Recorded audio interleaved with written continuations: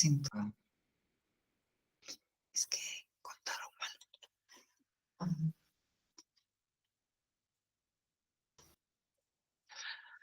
Buenas noches, hermanos, que el Señor les bendiga.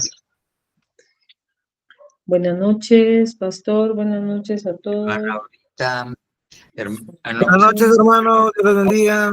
hermano, Bendiga. seas, hermana Karina, Randa Ley, imagino que está la mamá, hermano José, Dios les bendiga, hermana Gabriela, Dios les bendiga. Dios le bendiga, hermano. Amén. Bueno, vamos a orar, vamos a empezar nuestro discipulado y para eso vamos a empezar a orar. Es importantísimo cuando oramos. El apóstol ha estado enseñando que el principio y el final de todas las cosas son muy, muy importantes. Entonces vamos a pedirle al buen Dios que nos bendiga, que mande su palabra. Si usted me acompaña, por favor. Buen Señor Jesús, Dios Santo, venimos delante de tu presencia, papito lindo, sabiéndonos necesitados de ti, sabiéndonos necesitados, Señor, de tu palabra, papito lindo, pidiéndote, Señor Dios, que por favor, Padre Santo, en el nombre poderoso de Jesús, Señor, tú vengas, papito lindo. Oh, sí, papito lindo, vengas nuevamente. Señor Dios, a bendecirnos, que venga tu palabra preciosa a nuestra vida, esa palabra que nos puede cambiar, nos puede transformar. Señor Jesús, esa palabra con las que fueron hechos los cielos y la tierra, esa palabra, papito lindo, que puede hacer nuevas todas las cosas, esa palabra poderosa, esa palabra, pero te pedimos, oh Jehová Dios, no solamente que la envíes, sino que nos des la capacidad de comprender tu palabra, papito lindo, para que así, Señor Dios, podamos ser salvos de tantas cosas de las que tú has querido salvarnos. En el nombre poderoso de Jesús, que tu Santo Espíritu, Señor Dios, venga a nuestro corazón, papito, y que no tengamos un corazón endurecido, sino antes bien un corazón que sepa oírte, oh Jehová de los ejércitos, y que pueda oír inteligentemente, que pueda poner, no solo comprender, sino poner por obra, oh Jehová Dios, tu palabra. Y para poder acercarnos a ti, Señor Dios, nosotros te rogamos, te suplicamos que el sacrificio de Cristo Jesús en la cruz del Calvario nos sea, Padre Santo, nuevamente acreditado a nosotros, y que con la copa del nuevo pacto en la sangre de Cristo con la cual nos rociamos, nosotros seamos, oh papito lindo, limpiados de pecado, iniquidad, transgresión, maldad, para poder acercarnos, sentarnos, Señor, a tu presencia y oír tu palabra, poder entrar a tu santo templo e inquirir, papito lindo, y ser instruidos, para que no vengamos nosotros, Señor Dios Todopoderoso, a ser como aquel hombre que por poco resbalan sus pies porque no comprendía, Señor Dios. Te lo suplico en el nombre de Jesús. También, Señor, te rogamos que extiendas tu diestra de poder hacia nosotros, tu mano poderosa, y mientras, Señor, platicamos de tu palabra, tú nos bendigas, tú nos ayudes, Señor Dios Todopoderoso, y que, papito lindo, Dios bueno, Dios santo, aun que estamos reunidos a la distancia, sabiendo que donde dos o más están en tu nombre, tú estás ahí, y entonces hayan en medio de nosotros curaciones, maravillas, Señor Dios, prodigios, papito lindo. Te lo rogamos en el nombre poderoso de Jesús. Ayúdanos tú, buen Dios todopoderoso. Suplicamos, papito lindo, te lo rogamos en el nombre poderoso de nuestro Señor Jesucristo. Amén, amén y amén. Amén, hermanos. Bueno, vamos a... Bien, papá, buenas noches a todos. Noches, hermana Elena, Dios les bendiga. Solo Amén. voy a poner el otro dispositivo aquí para poder ver la pantalla y verlos a ustedes también. Entonces vamos a platicar un poquito acerca de la palabra y vamos a compartir la pantalla y mientras mientras hago esto, quisiera introducirme contándole que, mire, muchas veces,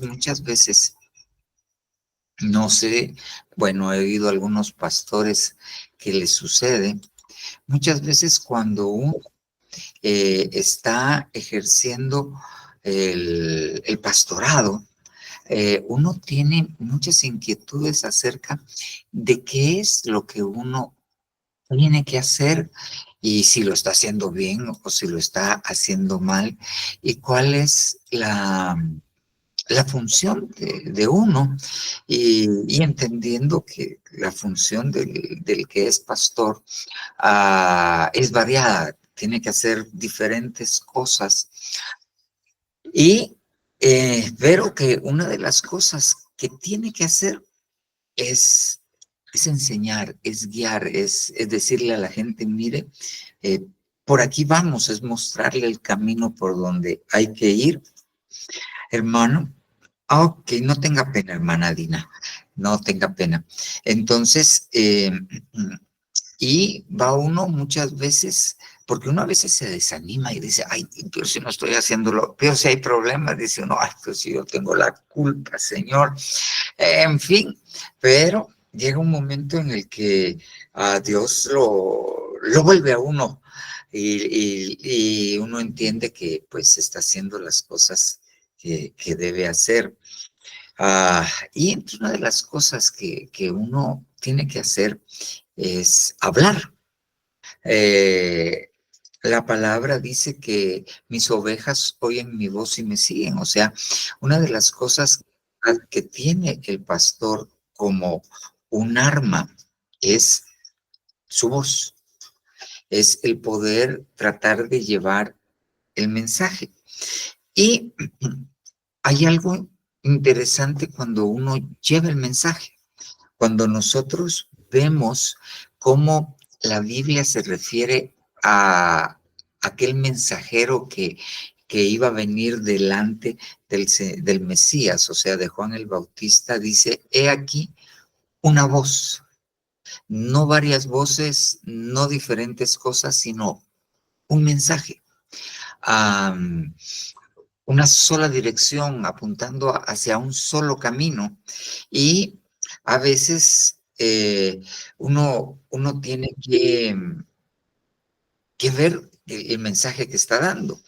Claro, uno tiene que preparar un mensaje cuando uno ve necesidades propias de la congregación, pero sin dejar de vista el fin último del Evangelio. Y entonces cuando nosotros vemos esto, una de las cosas que nosotros debiésemos no solo comprender, sino que nosotros debiésemos vivir es saber hacia dónde vamos, o sea, como le digo, el fin último. Y para eso yo quisiera hablarle de esto. Yo quisiera hablarle del retorno de los hijos. Y quiero tomar, o sea, el apóstol ha estado hablando de esta temática y yo quisiera que pudiésemos ponerle atención y ponerle y tratar de comprender, porque muchas veces, aún dentro del mismo evangelio, nuestros pensamientos son muy dispersos en diferentes cosas y perdemos la vista, perdemos la meta y a veces nos confundimos porque las circunstancias nos confunden y pensamos que lo que nos está pasando no, como que nos aleja del fin último. Y para hablarle de esto, mire pues, fíjese bien. Aquí le puse el Salmo 23:1 y eso lo platicamos para Santa Cena. Mire, Salmo de David, el Señor es mi pastor, nada me faltará. Así empieza el Salmo 23. Pero como lo platicamos, el Salmo 23 viene y nos empieza a relatar un proceso. Eso es lo que nos empieza a relatar, un proceso de la oveja. Un proceso en el cual el que es oveja del Señor va a pasar. Y cuando usted mira el Salmo 23, empieza a decir, el Señor es mi pastor, nada me faltará. En verdes pastos me hará reposar. Entonces hay una etapa que empieza donde nosotros vemos que el Señor nos va a apacentar y necesitamos pastos verdes. Pero después de eso dice, en aguas de reposo me conduce. Entonces uno necesita pastos verdes, aguas de reposo, pastos verdes para ser apacentado, aguas de reposo para poder descansar, ¿ok? Después de eso dice, y Él restaura mi alma. Esa palabra restaura es la palabra shub, Él hace volver mi alma, ¿ok? Pero después de eso, dice, su vara y su cayado me infunden aliento, pero allí, fíjese bien, al principio son verdes pastos, después son aguas de reposo, después es restauración, pero cuando le infunde aliento, el salmista dice, aunque pase por valle de sombra de muerte, no temerá mal alguno mi alma, porque su vara y su cayado me infunden aliento. ¿Ok? Pero después de esto, dice, y preparas mesa delante de mis angustiadores. Y en la mesa, como lo platicamos, Él unge nuestra cabeza y Él llena de vino nuestra copa, está rebosando de vino. Para después decir que el bien y la misericordia nos van a perseguir, para por último regresar a la casa del Señor. Ok, cuando nosotros vemos todo esto, nosotros vemos que hay precisamente dos circunstancias en las cuales lo que hay es desierto, hay prueba, hay desierto de sombra y de muerte y hay angustiadores. Pero si uno se da cuenta, ¿ok?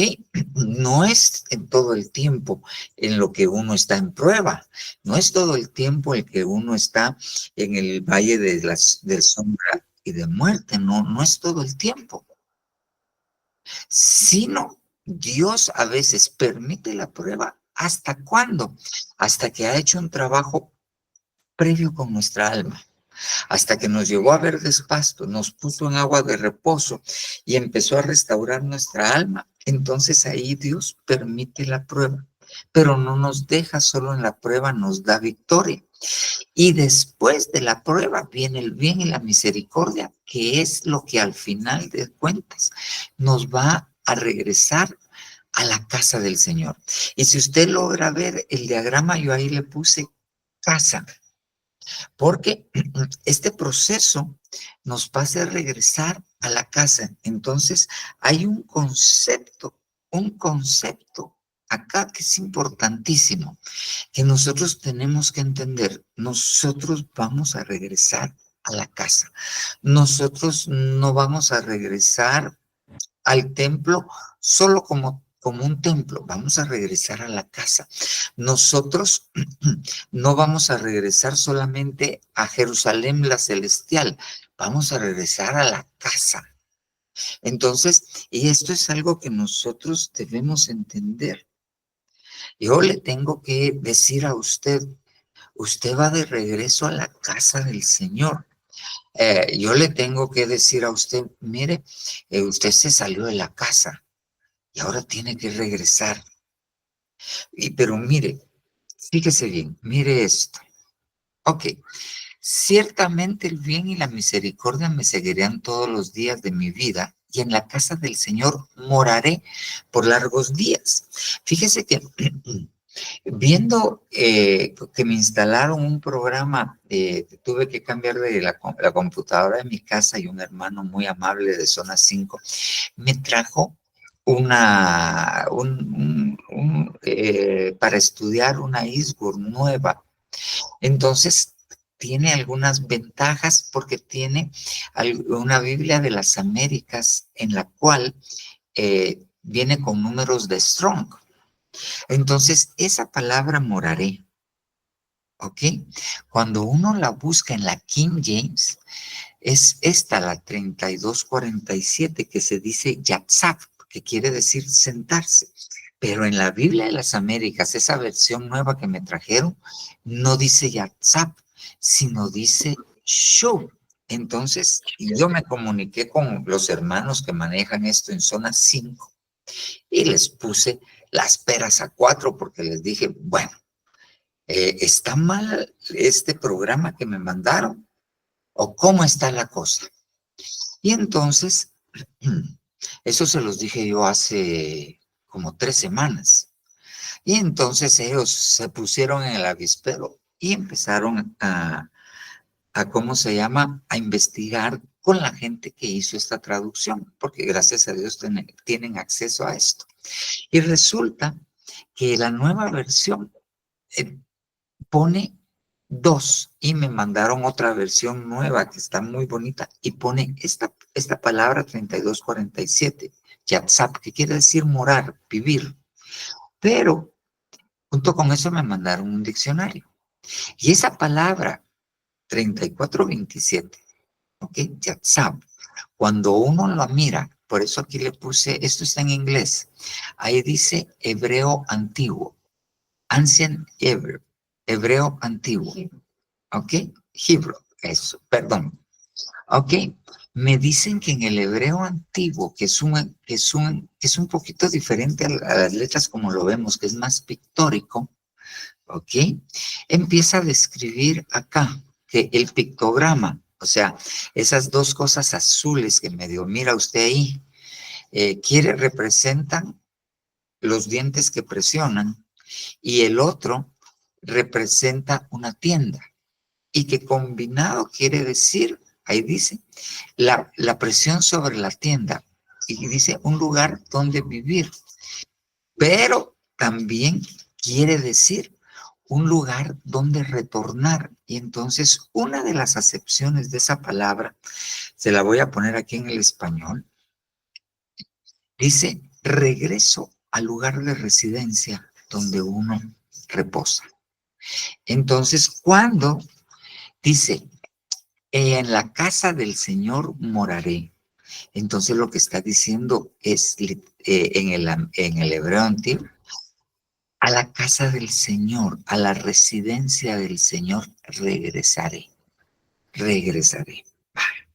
Entonces, ¿a dónde va usted? ¿Para qué lo trajo Dios a la tierra a usted? ¿Para qué permitió el Señor que usted aceptara y yo aceptáramos a Cristo Jesús en nuestro corazón? ¿Para qué? Para que nosotros regresáramos al lugar que había sido nuestra residencia, al lugar donde nosotros antes reposábamos. ¿Ya? Entonces, eso, Dios es mi pastor, porque Él me va a conducir de regreso. Eso es lo que dice el Salmo 23. Dios es mi pastor, nada me faltará para que yo pueda regresar a la casa del Señor.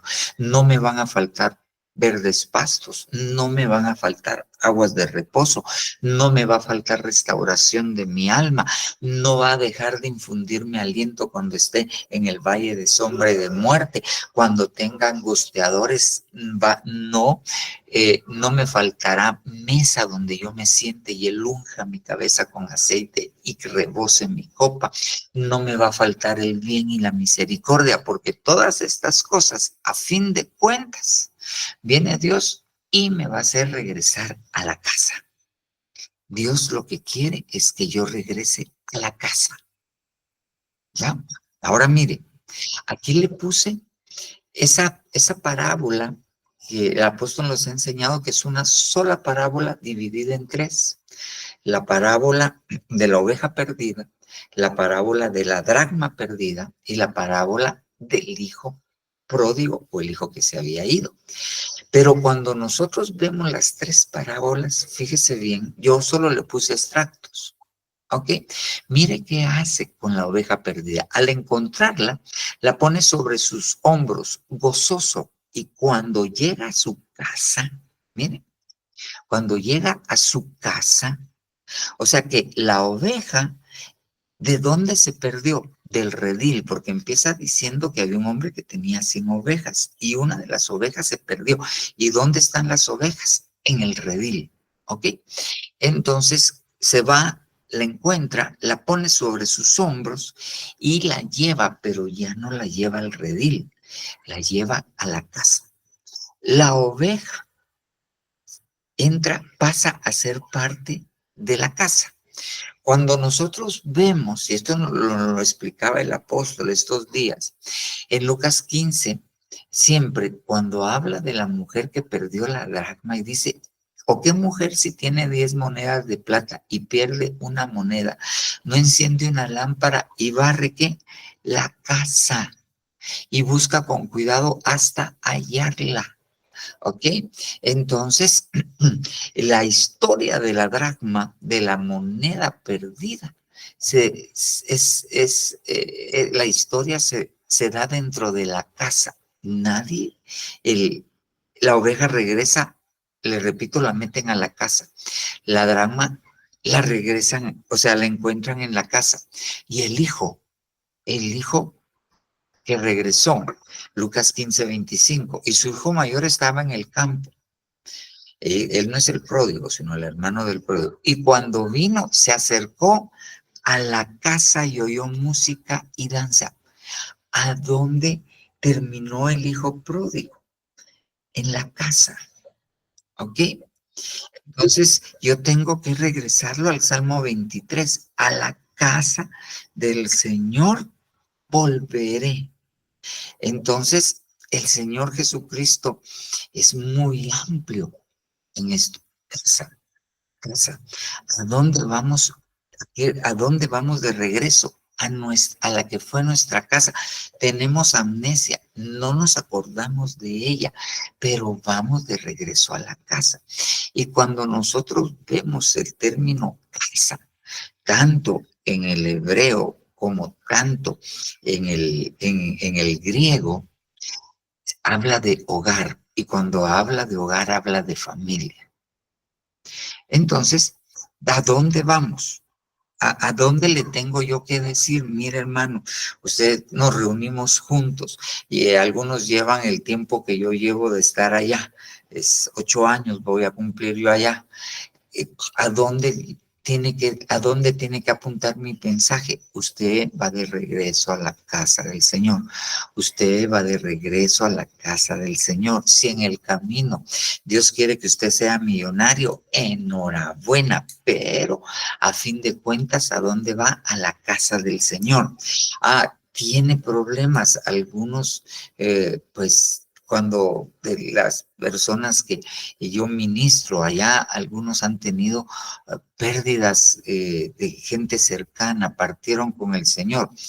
Ok, hay que venir, hay que atender, hay que apoyar, hay que orar, hay que pasar ese momento de ese desierto de sombra y de muerte. Pero a pesar de que pasó una tragedia, una enfermedad, un accidente, de todos modos, vamos caminando a la casa.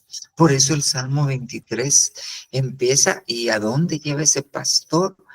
Aun cuando hay problemas, aun cuando hay desierto, aun cuando hay valle de sombra y de muerte, aun cuando hayan angustiadores, esos están en el camino, pero ¿a dónde vamos? De regreso a la casa. Y eso es lo que nosotros no tenemos que perder de vista. ¿A dónde vamos? De regreso a la casa. Ahora miren, como le dije, casa es familia. Ahora bien, mire esto. Miren, Casa es familia. Esta es una Reina Valera contemporánea, Hebreos 2:11. Porque el mismo origen tiene el que santifica y los que son santificados. Por eso no se avergüenza de llamarlos hermanos, pero le puse esta versión porque el original así es lo que se entiende en el original. Porque el mismo origen tiene el que santifica. ¿Quién fue el que nos santifica? ¿Quién nos santificó? ¿Quién se santificó a sí mismo para poder nosotros ser santificados? El Hijo de Dios, Jesús, el Verbo, hecho carne, se santificó para que nosotros fuéramos santificados. Murió para resucitar, para que en la resurrección nosotros fuéramos justificados y pudiésemos ser apartados para Dios. Santificado quiere decir apartado para Dios. Entonces, pero dice que tanto el que santifica, el Hijo de Dios, como los santificados, nosotros, porque el mismo origen tiene el que santifique. Entonces, esto es un misterio. Nosotros vamos de regreso ¿a dónde? A nuestra casa, a la que era nuestra familia. Por eso no se avergüenza de llamarlos hermanos. ¿Ok? La Biblia dice que Él no tuvo misericordia de los ángeles, pero sí tuvo misericordia de la simiente de Abraham. ¿Por qué? Porque aunque somos los ángeles, son un poco superiores a nosotros, ¿ok? Su origen no es el mismo que nosotros. De nosotros tuvo misericordia, porque somos hermanos del Hijo de Dios antes de venir a la tierra. Perdimos que nos llamaran hermanos, perdimos nuestra posición. Ok. Pero nuestro origen, a donde regresamos, fue donde salimos. Y esto es algo que es difícil de entender, que se puede prestar a muchas confusiones doctrinales y algunos, como los testigos de Jehová, se perdieron por estas verdades, se fueron por otro lado por estas verdades. Pero nuestro origen es, o sea, no recordamos y no lo entendemos. Pero para ahí vamos de regreso. Vamos de regreso a nuestra casa, vamos de regreso a nuestro hogar, vamos de regreso a nuestra familia. Y eso es algo que nosotros tenemos que asimilar. Ok, mire este otro versículo. Así, fíjese bien, por cuanto los hijos participaron de carne y sangre. ¿Quiénes eran los hijos? Nosotros. Éramos espíritus y participamos de carne y sangre. Por cuanto los hijos participaron de carne y sangre, por cuanto los hijos nos mandaron a esta tierra y nos dieron cuerpo, Él también participó de lo mismo. Él también participó de lo mismo para destruir por la muerte el que tenía el imperio de la muerte, es a saber, al diablo. Ok, muy bien. Entonces, nosotros vamos de regreso, vamos a que nos devuelvan nuestra calidad de hijos como éramos hijos antes de que nos destituyeran de la gloria de Dios. Entonces, esto que yo le estoy diciendo ya es un misterio gigantesco. Es algo difícil de comprender. Es algo que nosotros tenemos que ver. No son 20 pasos para ser prósperos. No es solamente un don de sanidad. No, es el fin último. Es un misterio del cual nosotros somos partícipes, que no entendemos a cabalidad. Entonces, nosotros tenemos que entender que vamos de regreso. Ok, Muy bien, ahora fíjese bien. Ahora bien, por cuanto los hijos participaron de carne y sangre, él también participó de lo mismo. Muy bien, ahora con esto yo lo tengo que llevar a Filipenses.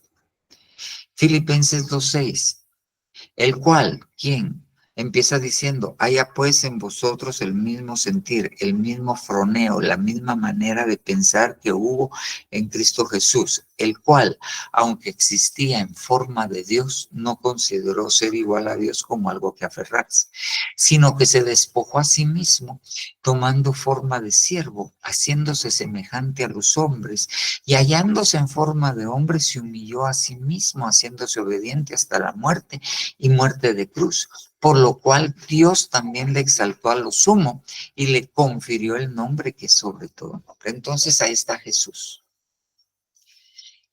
Que como nosotros participamos de carne y sangre, Él siendo Dios, participó de carne y sangre. Él estaba con el Padre.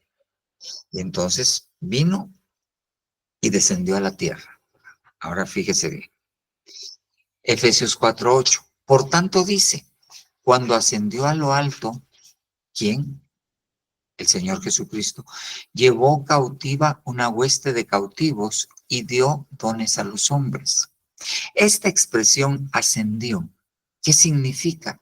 Sino el que también había descendido a las profundidades de la tierra. El que descendió es el mismo que ascendió mucho más arriba de todos los cielos para llenarlo todo. Ok, ahora mire pues, para poderle darme a entender, hice un esquema. Ahí está la tierra, esa línea verde es la tierra, ¿ok? Y entonces, por cuanto los hijos participaron de carne y sangre, porque todos pecaron, fueron destituidos de la gloria de Dios, el Señor tuvo que enviarnos a la tierra, ¿ok? Tuvimos que descender a la tierra. Ahí está, usted y yo, ¿ok? Entonces, porque nosotros descendimos, ¿ok? Entonces viene el Señor y manda a su Hijo, ¿ok? Y viene Él y ahí le puse una huella digital, si ese chirulito que mira ahí es una huella digital. Tomó forma de siervo y se hizo semejante a los hombres, ¿ok? Empezó a descender, estaba en forma de Dios y ahora toma forma de siervo, para después hacerse semejante a los hombres. Pero viene el Señor y entonces desciende a la tierra, ¿ok? Y va a la muerte y muerte de cruz, ¿ok?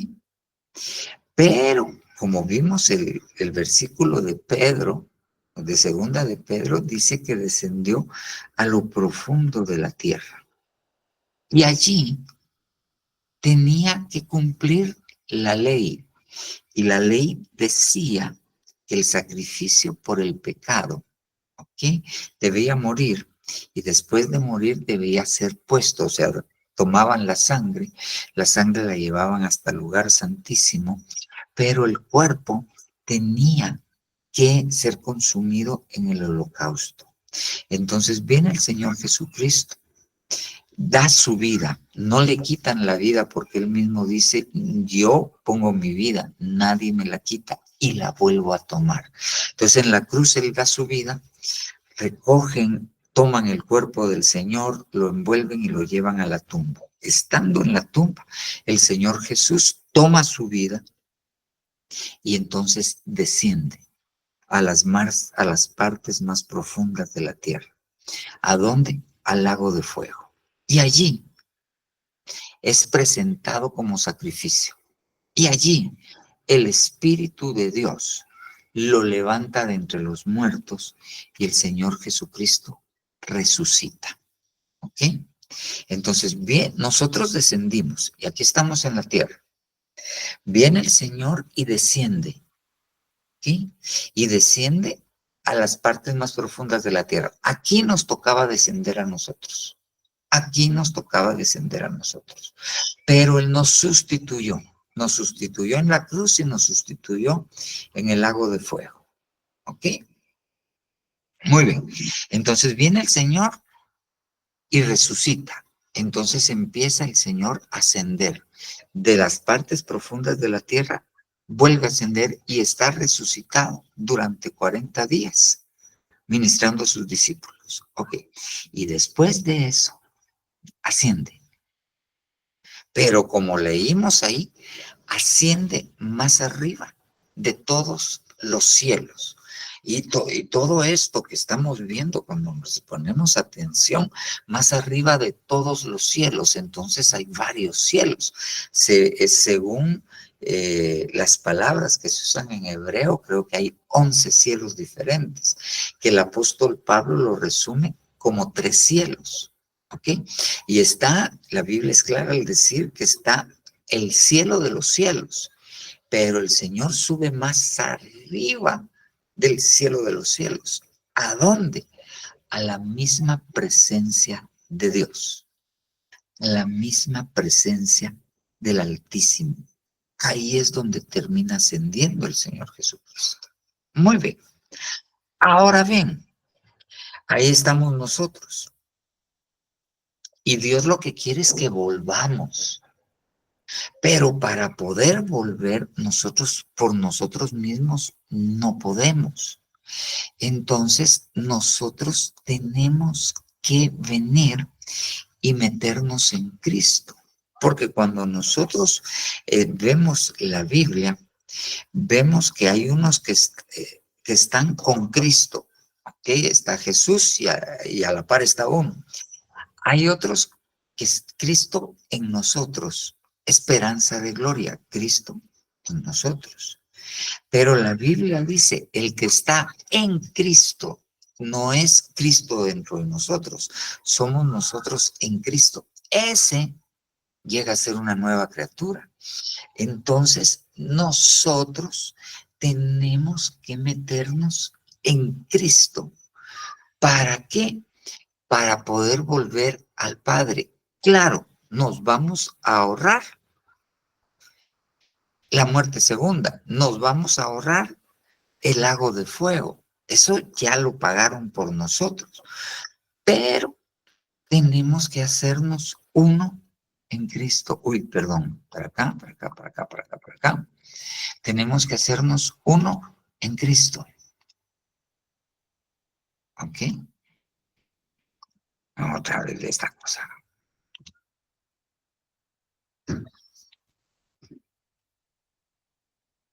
Mejor despacio. Ok. Tenemos que hacernos uno en Cristo.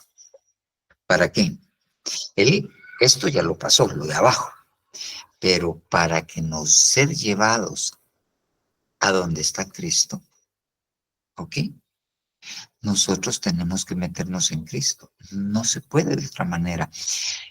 Nosotros, dice que ni los ángeles pueden estar delante de la santidad de Dios. Entonces, para poder llegar de nuevo al Padre, necesitamos entrar en Cristo. Que nos metan dentro de Cristo. Eso necesitamos. Ok. Y ahora, ¿cómo hacemos eso? Porque nos tenemos que hacer uno con Él.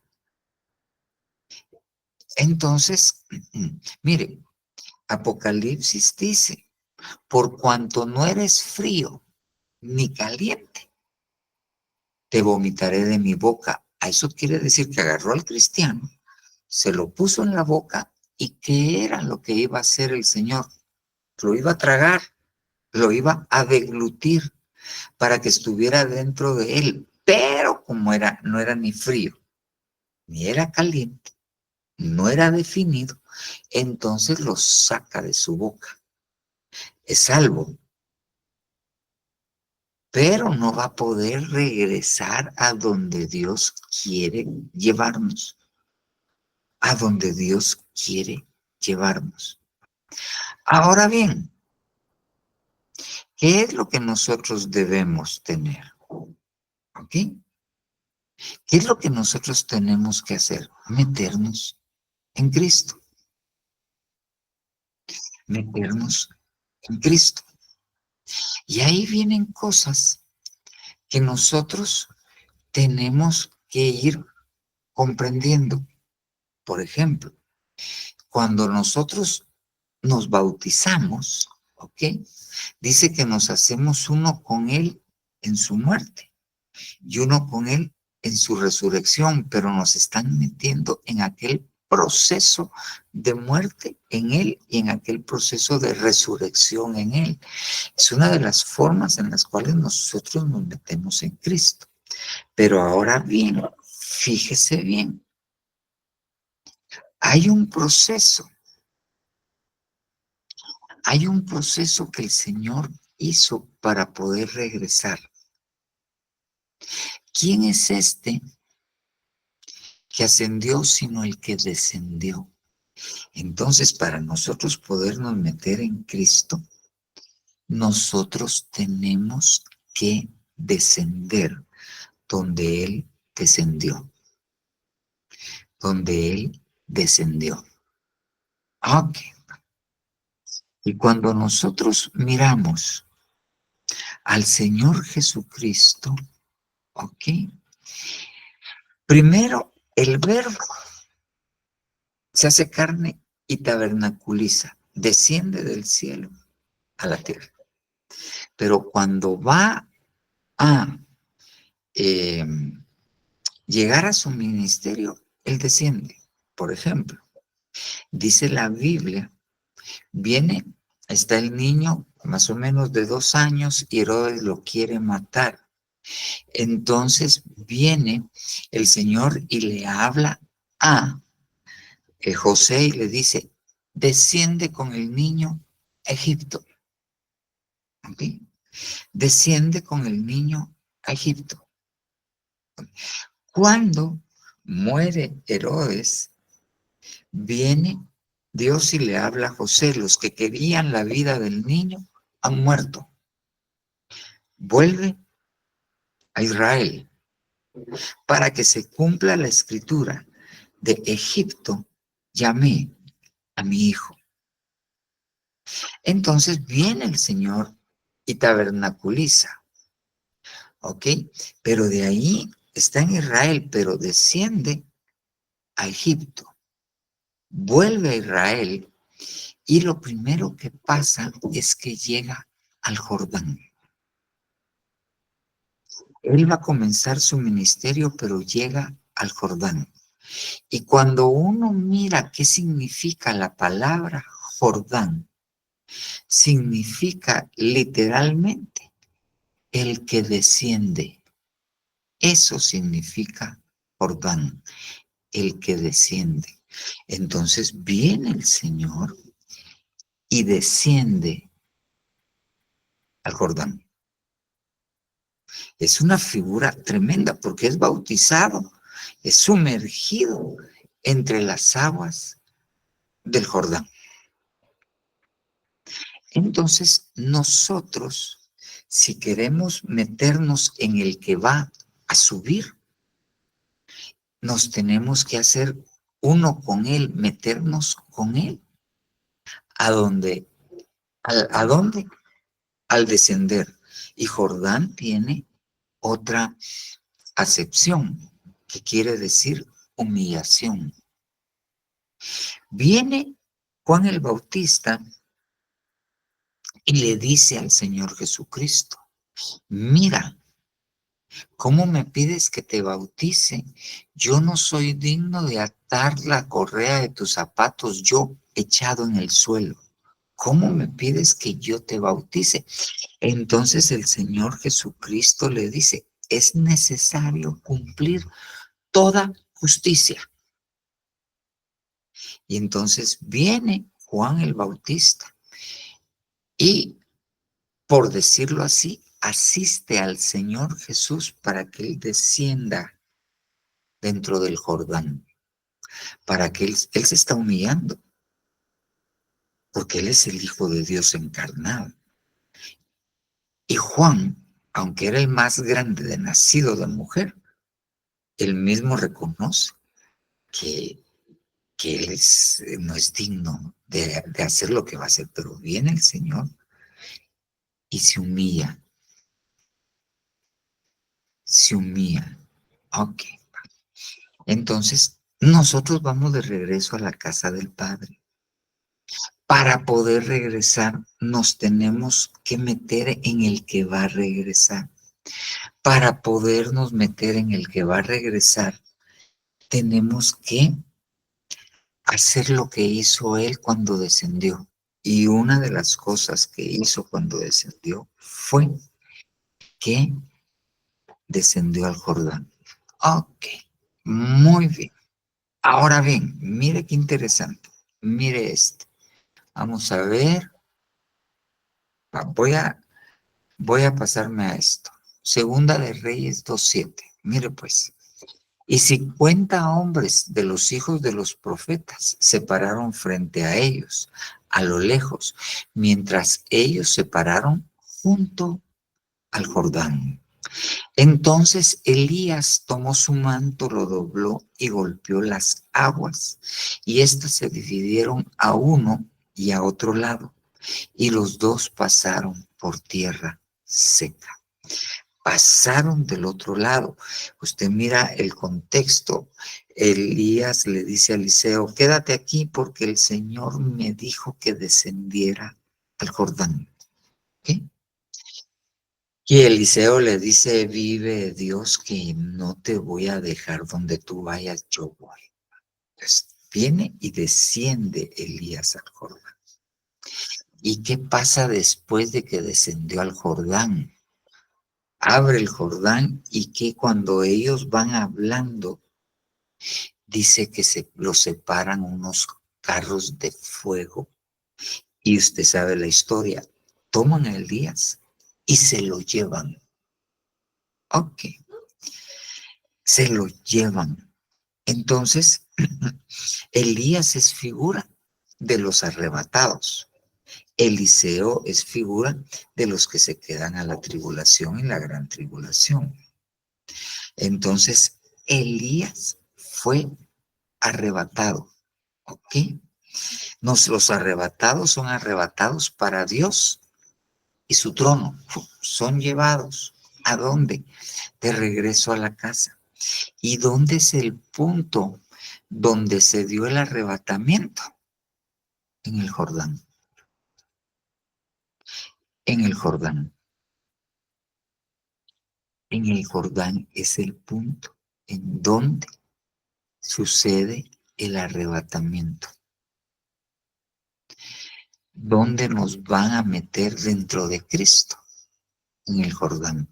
¿Dónde nos van a meter en Cristo? Cuando nosotros descendamos, cuando nosotros nos humillemos. Pero eso es difícil. Mire esto. Segunda de Reyes 5:10. Y Eliseo le envió un mensajero diciendo, ve y lávate en el Jordán 7 veces y tu carne se restaurará y quedarás limpio. Naamán. Cuando usted mira la historia de Naamán, dice que Naamán era un gibor poderoso que tenía alta estima delante del rey. Dice que por medio de Naamán, Dios, Jehová, le había dado la victoria a Aram. Él no lo sabía, Naamán no lo sabía, pero era un siervo de Dios. Y era el principal después del rey, Naamán. Era un victorioso. Pero así como en la Biblia habla, siempre hay un pero. Y Naamán era un hombre valiente. Y Dios le había dado la victoria a Aram por medio de él. Pero leproso. Pero leproso. Y usted sabe la historia, si no se la recuerdo así rapidito. En una de las incursiones que había hecho Naamán en Israel había tomado cautiva a una jovencita que le había hecho su esclava. Y entonces, estando la niña esclava en la casa de Naamán, ¿okay? Obviamente ella se dio cuenta de que Naamán era leproso. Ella se dio cuenta de que la ropa de Naamán, por las úlceras que tenía, no olía bien. Ella se dio cuenta que cuando estaba lavando la ropa interior de Naamán, una camiseta de Naamán, ahí quedó un pedacito de carne. Ella se dio cuenta que él era leproso. Entonces vino y le habló a la esposa de Naamán y le dijo, si mi señor supiera que en Israel hay profeta de Dios y lo puede salvar y lo puede sanar. Entonces le toma la palabra a Naamán, porque para que haya estado en las condiciones que estaba, ya va varios años con lepra. Y entonces viene él y va ¿con quién? Con el rey de Israel. Pero a él no lo habían mandado con el rey. Naamán tenía un concepto. Yo soy el segundo de Aram, voy a ir con el mero me tiene que recibir. ¿Ok? Entonces, Naamán era orgulloso. Aram quiere decir alturas. ¿Ok? Va. Entonces viene, llega con el rey y entonces el rey dice, y vienes para que yo te sane. Lo que pasa es que ustedes me quieren hacer la guerra y están buscando una excusa para hacerla. Y entonces lo manda con Eliseo. Pero no sale Eliseo, sale el siervo de Eliseo. Y entonces le dice, ve y lávate en el Jordán. Entonces, ¿qué es lo que dice Naamán? Mire, ¿qué es lo que dice Naamán? Yo pensé que iba a salir el profeta e iba a hacer un ademán con su mano y yo iba a quedar limpio. Pero me manda al Jordán. ¿Acaso no son mejores el Habana y el Farfar? Ríos de Aram no son mejores que el Jordán. ¿No es este río sucio el Jordán? ¿Cómo me voy a meter ahí? Y dice que se pone enardecido y se da la vuelta para regresarse. Y entonces vienen los siervos de Naamán, sus siervos, y le dicen, Señor, ¿por qué no recapacitas? Si el profeta te hubiera dicho que hubieras hecho una proeza, que te hubieras ido hincado en maicizo a Esquipulas, o que te hubieran amarrado en una de las motos de la caravana del zorro y te hubieran arrastrado hasta allá, no lo hubieras hecho con tal de quedar sano. ¿Qué te cuesta?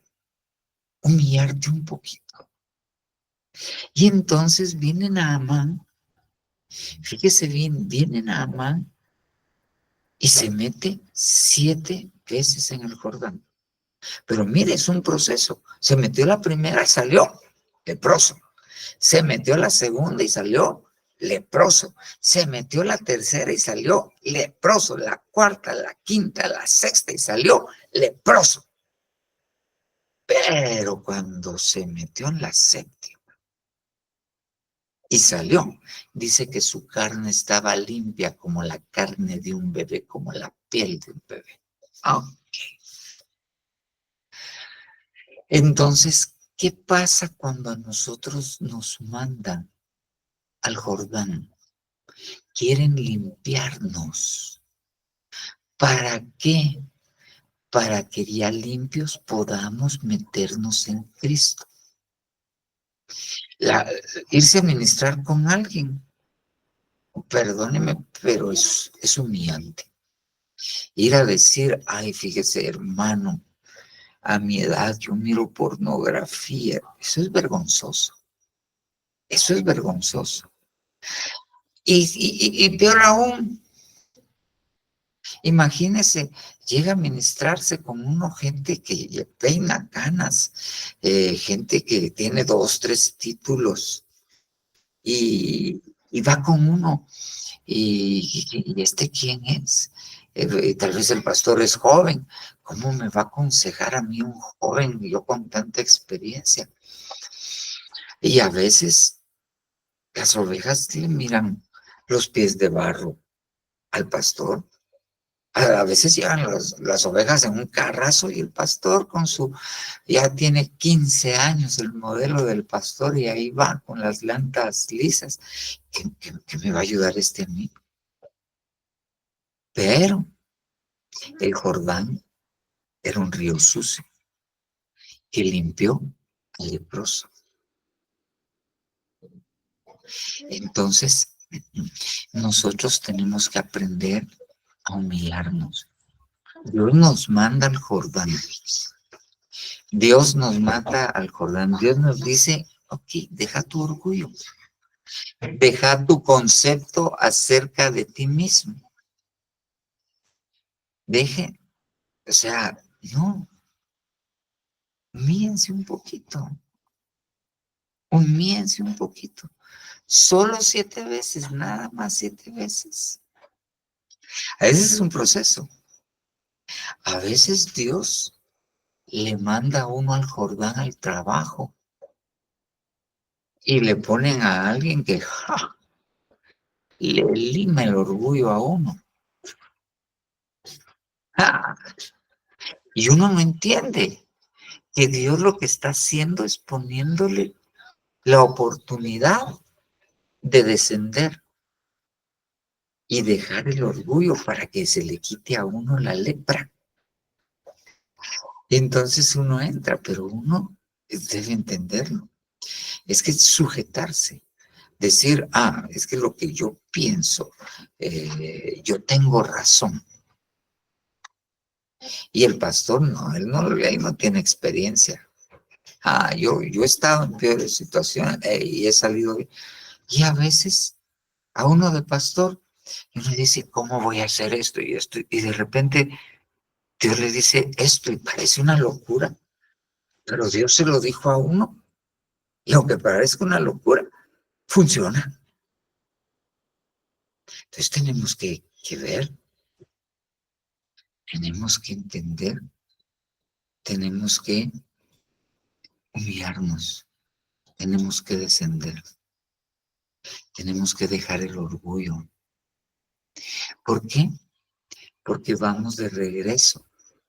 ¿A dónde? Fíjese bien, dice que el Señor fue exaltado en todo y fue llevado más alto que todos los cielos. Ok. ¿A dónde nos esperan llevar si estamos dentro de Él? Más alto de todos los cielos. ¿Qué tenemos que llegar para llegar a un lugar más alto que todos los cielos? Tenemos que meternos en Cristo. ¿Y cómo nos metemos en Cristo? La primera parte es, descender, humillarnos. Eso es lo que tenemos que hacer. Humillarnos, descender. A veces, dentro de las parejas, los dos tienen razón y ninguno quiere dar su brazo a torcer y el problema no se soluciona. A veces, cuando uno ministra parejas, uno entiende a veces que hay uno de ellos que siempre se baja y siempre va y dice, no peleemos, pues, tal vez yo me equivoqué y tal vez no se equivocó, él es el que desciende. Él es el que se está metiendo en el Señor. Es que eso se mira con nuestros hijos. A veces somos tan dueños de nosotros que no los oímos. Y a veces el niño tiene un buen consejo, aunque usted no lo crea. Tiene un buen consejo. Pero como es niño y yo soy adulto, tenemos que descender. Tenemos que aprender a descender. Porque cuando vayamos descendiendo, nos vamos a ir metiendo en Él y vamos a regresar donde Él quiere que regresemos. Entonces, el orgullo es uno de los principales enemigos de nuestro retorno. Es uno de los principales enemigos de nuestro retorno. Tenemos que aprender a humillarnos. Mire, pues, ahora le voy a poner este. Y sucederá que cuando las plantas de los pies de los sacerdotes que llevan el arca del Señor, fíjese bien, usted y yo somos reyes y sacerdotes. Nosotros llevamos, dice la Biblia, un tesoro incalculable en vasos de barro. Llevamos la presencia de Dios, que es Cristo Jesús en nosotros. Y sucederá que cuando las plantas de los pies de los sacerdotes que llevan el arca del Señor, usted y yo, el Señor de la tierra, lleven el arca del Señor, el Señor de toda la tierra, se asienten los pies en las aguas del Jordán. Las aguas del Jordán quedarán cortadas y las aguas que fluyen de arriba se detendrán en un montón y las de abajo en otro montón. Y entonces van a poder pasar en seco. ¿A dónde? A la tierra de Canaán.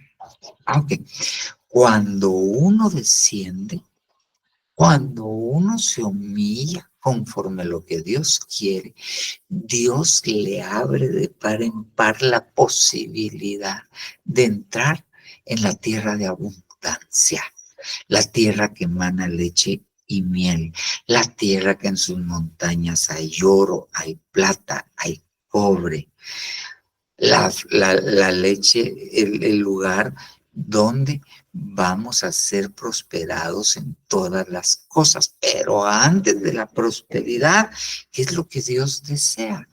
Que nosotros descendamos, que nosotros seamos humildes, que nosotros seamos humildes, que descendamos como Él descendió.